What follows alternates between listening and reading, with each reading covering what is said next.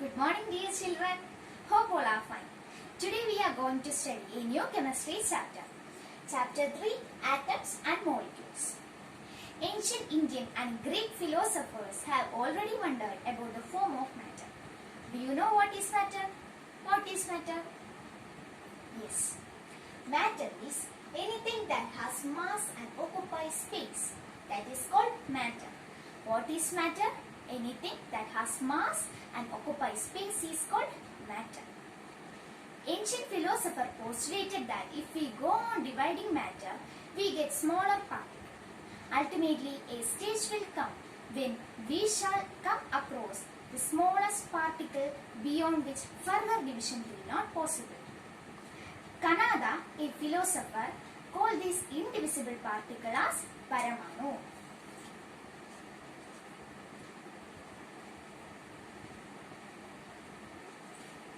Kanada, a philosopher, called this indivisible particle as Paramanu.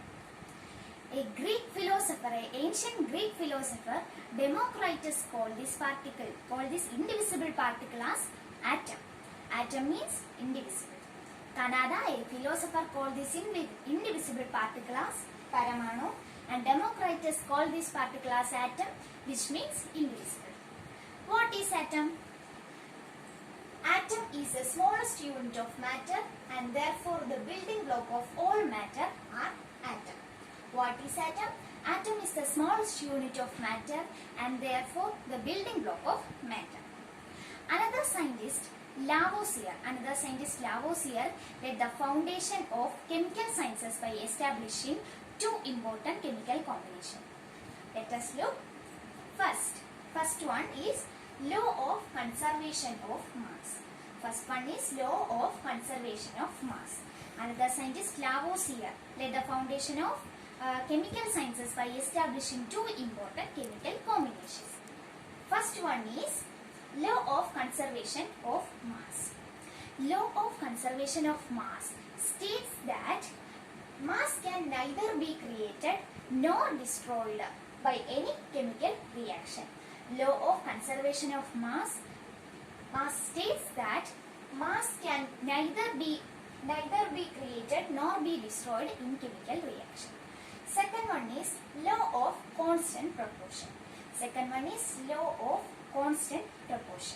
Scientists noted that compounds are composed of two or more elements, and such compounds are in the same number of elements and in the same in their proportion.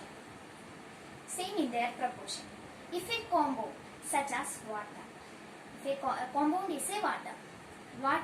the ratio of mass of hydrogen to the mass of oxygen is always 1:8 by mass. If a compound water, the ratio of mass hydrogen to the mass of oxygen is always 1:8 by mass. Thus, 9 gram of water is decomposed, 1 gram of hydrogen and 8 gram of oxygen are always obtained. Thus, 9 gram of water is decomposed, 1 gram of hydrogen and 8 gram of oxygen are always obtained. Similarly, in ammonia, nitrogen and hydrogen are always present in the ratio of 14:3 by mass. In ammonia, nitrogen and hydrogen are always present in the ratio of 14:3 by mass. This led to the law of constant proportion. This led to the formation of law of constant proportion, which is also known as law of definite proportion. This law of constant proportion is also known as law of definite proportion. In this case, in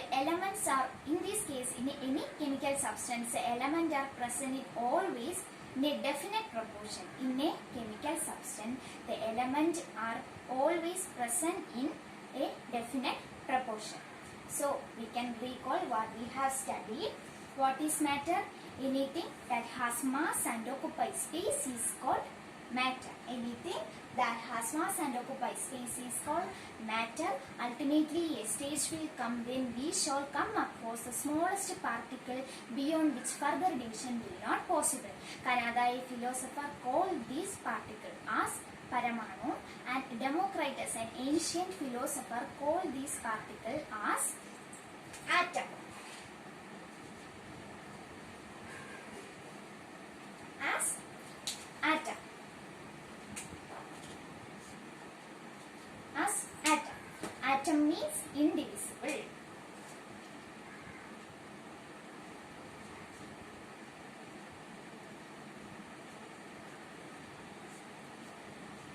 Atom means indivisible. So what is atom? Atom is the smallest unit of matter and therefore the building block of matter. Atom is the smallest unit of matter.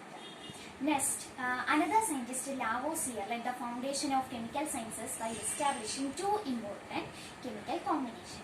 First one is law of conservation of mass and second one is law of constant proportion.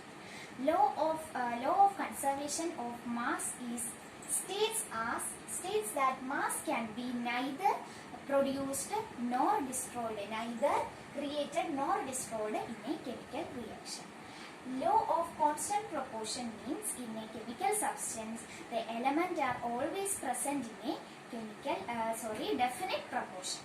Law of constant proportion is also known as law of definite proportion. So I think you are clear with this portion. Study thoroughly this portion. Thank you and have a nice day.